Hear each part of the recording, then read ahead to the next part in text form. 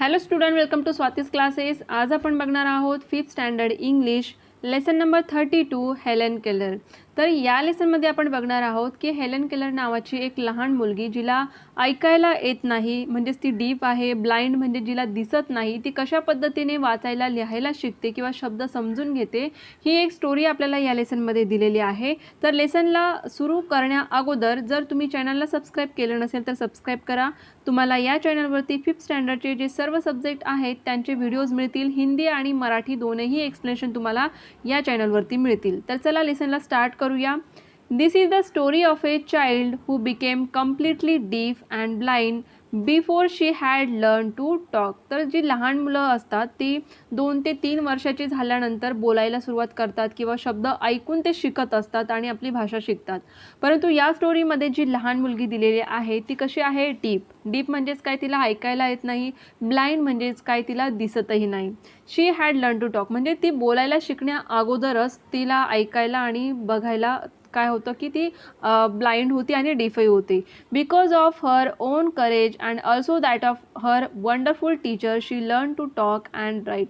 परंतु तरीही म्हणजे ऐकायला येत नसेल किंवा तिला दिसत नव्हतं तरीसुद्धा ती बोलायला शिकली किंवा लिहायला शिकली, वाचायला शिकली. तर हे सर्व कशामुळे शिकली? तर तिच्या स्वतःचं करेज, तिने स्वतः ते धाडस केलं आणि त्यानंतर तिची जी टीचर होती, वंडरफुल टीचर तिला मिळाले की ज्यामुळे ती बोलायला आणि लिहायला शिकली होती. She was able to go to school and to college and to live a full and happy life. तर ती स्कूलमध्ये सुद्धा गेली, कॉलेजमध्ये शिकली आणि त्यानंतरचं सर्व आयुष्य तिने हॅपी जे आहे आनंदी पद्धतीने ती जगत होती.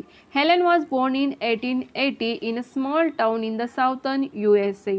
तर हेलन कुठली होती? तिचा जन्म झाला होता 1880मध्ये एका छोट्याशा टाउनमध्ये जे की सदर्न USA मध्ये आहे. At 18 months, when she was beginning to talk, she suddenly became terribly ill and very nearly dead. तर ज्या वेळेला ती 18 मंथ्सची 18 महिन्यांची होती आणि ज्या वेळेला मुलं सुरुवात करतात बोलण्यासाठी, 1-2 अक्षर असेल, शब्द जे आपल्या घरामध्ये बोलले जातात ते ऐकून ते शिकत असतात, तर त्याच वेळेला ती अतिशय गंभीरपणे आजारी पडली. टेरिबली इल म्हणजेच का अतिशय गंभीरपणे आजारी पडली. व्हेरी नियरली डेड, एवढी आजारी होती की त्यामध्ये ती जगेल की नाही अशी त्यांना शंका होती तिच्या घरच्यांना. Wien she recovered she was completely deaf and blind. त्यातून ती वाचली, परंतु त्याचा परिणाम तिच्यावरती कशा पद्धतीने झाला की तिची जी ऐकण्याची क्षमता होती ती पूर्णपणे गेली होती आणि ती ब्लाइंडसुद्धा झाली होती. It is very difficult for a deaf child to learn to talk. तर ज्यांना ऐकायला येत नाही त्यांना बोलणं शिकवणं खूप अवघड असतं. कारण आपण जे बोलणं शिकतो ते कशामुळे शिकतो? तर आपले घरातले जे लोक असतात, जे मेंबर्स असतात ते बोलतात, ते ऐकून ऐकून आपण शिकतो. जर तुम्ही लहान मुलांना ऑब्झर्व केलं असेल तर जे शब्द आपण बोलतो तेच ते प्रयत्न करतात आणि मग शब्द असतील, वाक्य असेल आणि त्यानंतर मग आपण ज्या पद्धतीने बोलतो ते आपण शिकत असतो. परंतु जी मुलं डीफ असतात, जी बहिरी मुलं असतात, त्यांना ऐकायलाच जर येत नसेल तर त्यांना बोलणं शिकवणं खूप अवघड असतं. Most babies learn by hearing other people talking. जे आपल्या घरामध्ये जी लोक बोलत असतात त्यांना बघून बघून ते ऐकून ऐकून काय करतात? लहान मुलं शिकत असतात. But the deep child can not here anyone, so how can she know what talking sounds like? तर जर त्यांना ऐकायलाच येत नसेल तर त्यांना कसं कळणार की आपल्याला बोलायचं कसं आहे, की हे साऊंड कसे होतात किंवा कोणता शब्द आपण कशा पद्धतीने बोलू शकतो. Many deaf people learn to lip read. तर बरेचसे जे डीप पीपल असतात ज्यांना ऐकायला येत नाही अशी लोक काय करतात? समोरच्याची जे आपले ओठ जे हलतात त्यांना ते बघून काय करतात? कळतं त्यांना की काय बोलत असतात. And they become very clever at understanding what other people are saying by watching them. तर समोरच्या व्यक्तीचे एक्सप्रेशन असतील किंवा जे लिप्स ज्या पद्धतीने हलतात त्यावरून त्यांना हे कळतं, त्यांची अंडरस्टँडिंग पॉवर खूप चांगली असते या बाबतीत की त्यांना सहज कळतं की समोरची व्यक्ती काय बोलत असेल. But Helen could not see what other people were doing. परंतु हिला ती ब्लाइंड असल्यामुळे ती बघूही शकत नव्हती, त्यामुळे समोरच्या व्यक्तीचे जे लिप्सची मुवमेंट असेल तीसुद्धा तिला दिसणार नव्हती. त्यामुळे तिच्यासाठी खूप जास्त अवघड होतं हे बोलणं, कशा पद्धतीने बोलायचं हे शिकणंसुद्धा. She remembered a few word she had known before she was ill. परंतु काही शब्द तिला लक्षात होते जी ज्यावेळेला ती आजारी पडली त्या आजारी पडण्याच्या अगोदर काही शब्द जे होते जे तिला लक्षात होते. For instance she went on calling water व, जसं की वॉटर हा शब्द तिला माहीत होता, तर ती फक्त व जो पहिला अक्षर आहे तेवढंच ती बोलू शकत होती. But she had to make signs for most thing. तर बऱ्याच वेळेला काय होतं की ज्या लोकांना ऐकायला येत नाही किंवा ऐकायला येत नाही त्या लोकांसाठी तर साईन जे आहे ते वापरले जातात. परंतु हिला थोडंफार शब्द जे होते ते काही माहीत होते ज्यावेळेला ती आजारी पडली त्या अगोदर.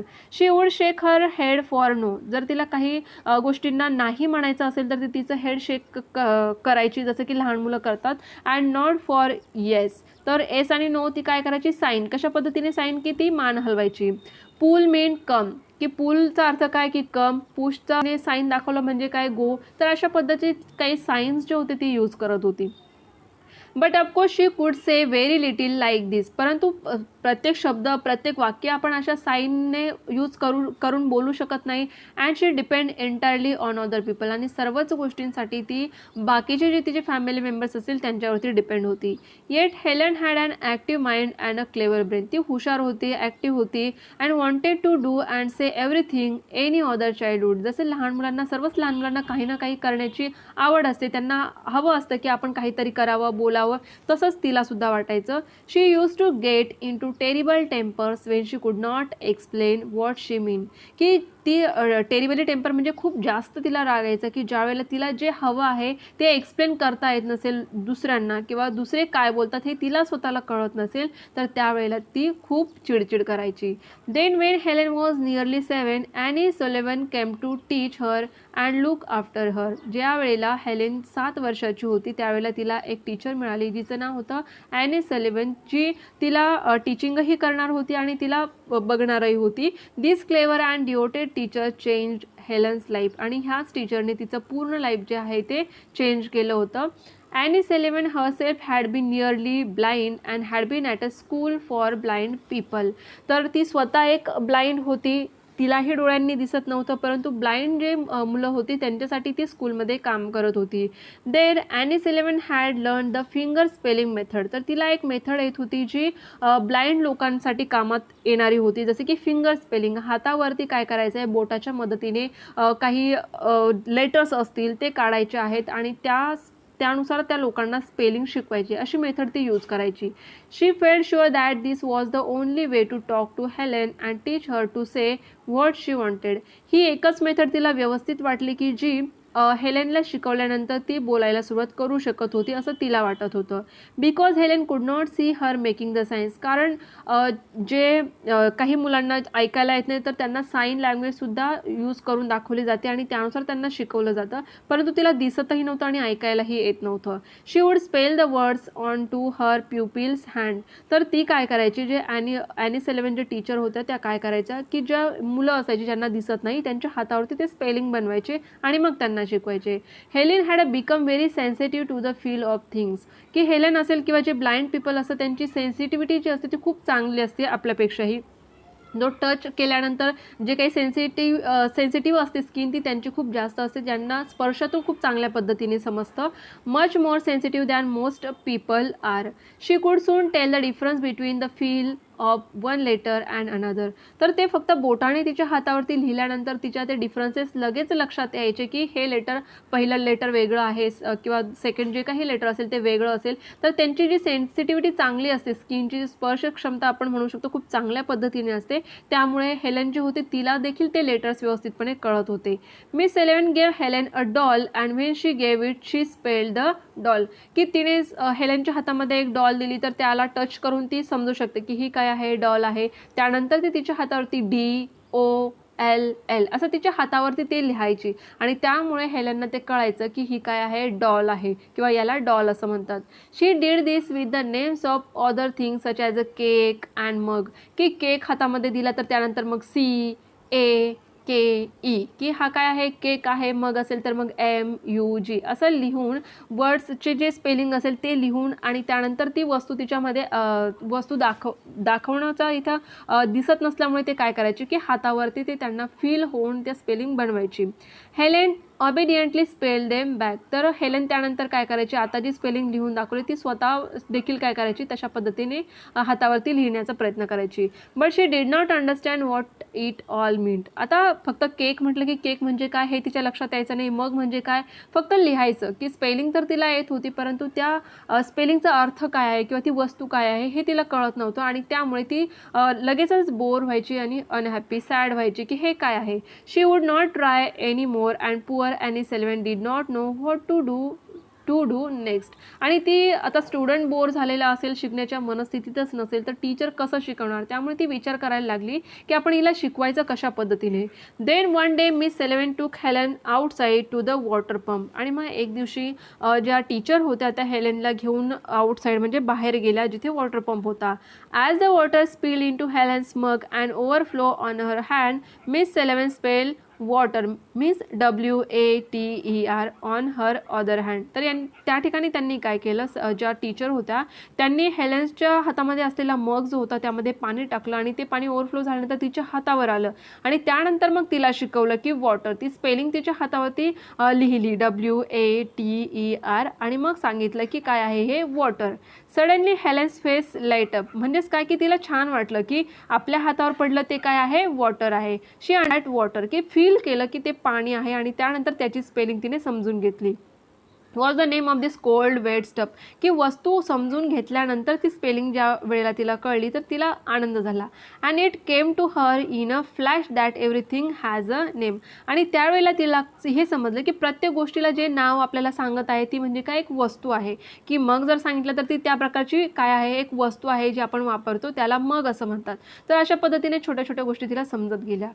टचिंग हर लिटिल सिस्टर शी स्पेल्ड बेबी. आता बेबी आहे तर बेबी कशी असणार, मग ती काय करणार, इथे टीचरने तिच्या हाताने स्पर्श करायला सांगितलं तिची जी लहान बहीण होती तिला आणि नंतर मग त्यांनी स्पेलिंग तिच्या हातावरती लिहिली BABY म्हणजे ही काय आहे, baby. Which was one of the word miss Selvan had shown her. All that day and 4 days after, Helen darted from one thing to the next demanding that Miss Sullivan should spell their names for her. की ती demand करायची अजून next वस्तू कोणती आहे, तर त्या वस्तूला हात लावल्यानंतर त्या स्पेलिंग लिहायच्या आणि मग तिला समजायचं की ही वस्तू काय आहे. तर तिला त्यामध्ये मजा यायला लागली, छान वाटायला लागलं आणि मग ती डिमांड करायची की अजून एक वस्तू, अजून एक वस्तू. शी बिकेम सो एक्साइटेड शी कुड hardly,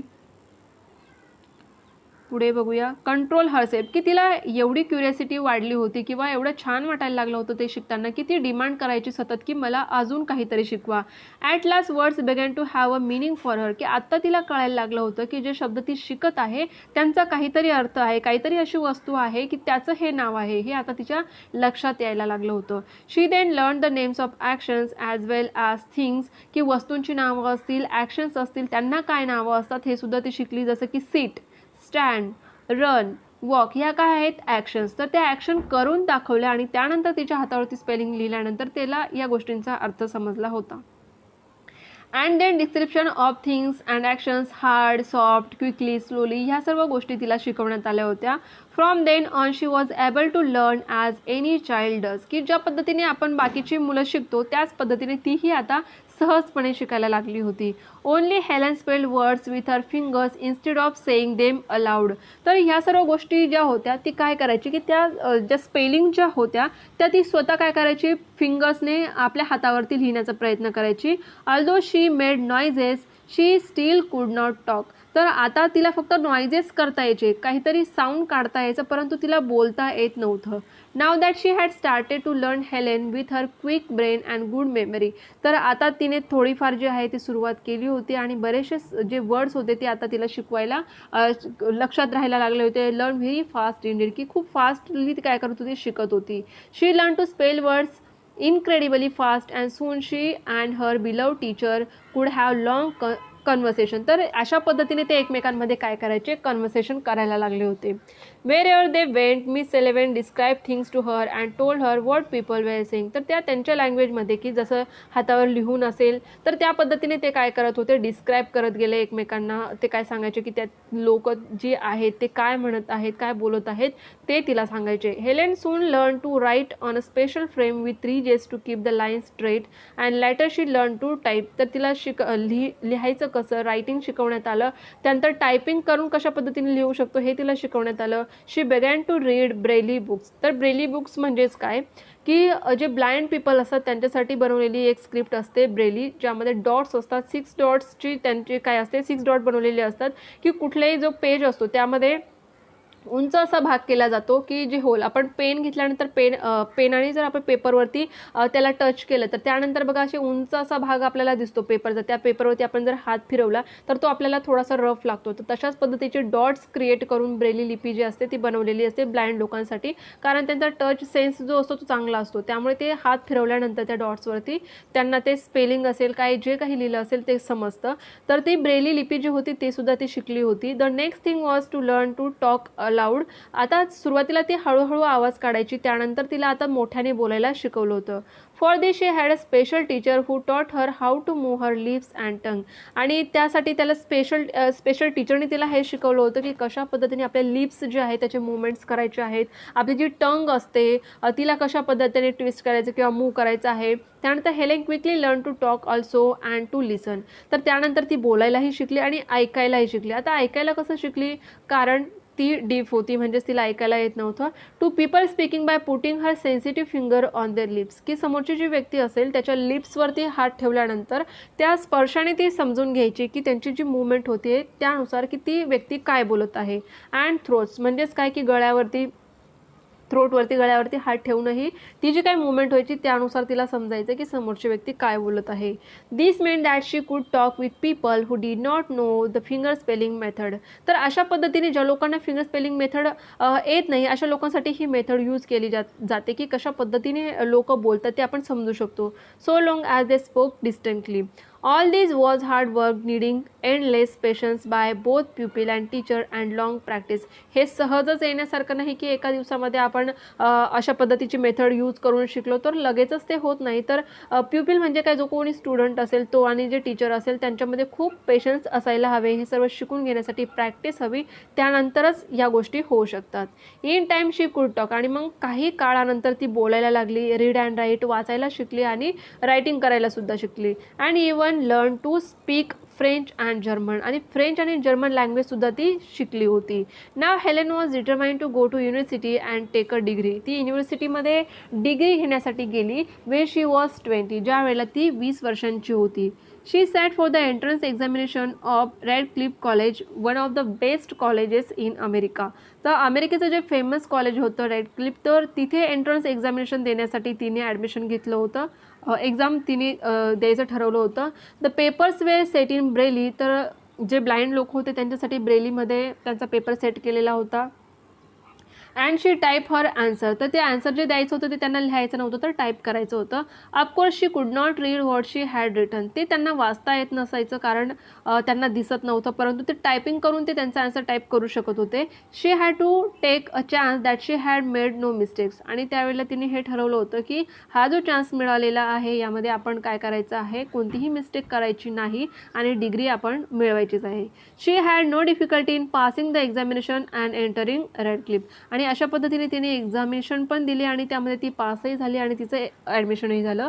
miss Sullivan was with Helen all through her time at the university. आणि युनिव्हर्सिटीमध्ये तिच्या टीचर ज्या होत्या त्या तिच्यासोबतच असायच्या. In the end this girl who at 7 had lived in a dark world unable to hear or speak on high university honours. आणि त्यामध्ये तिने डिग्री मिळवली सुद्धा, की जी 7 वर्षाची मुलगी की पूर्णपणे तिच्या आयुष्यात काळोखच होता, जिला दिसत नव्हतं, ऐकायलाही येत नव्हतं, अशी मुलगी आता तिने एका हाय युनिव्हर्सिटीमधून काय केलं होतं, डिग्री आपली मिळवली होती.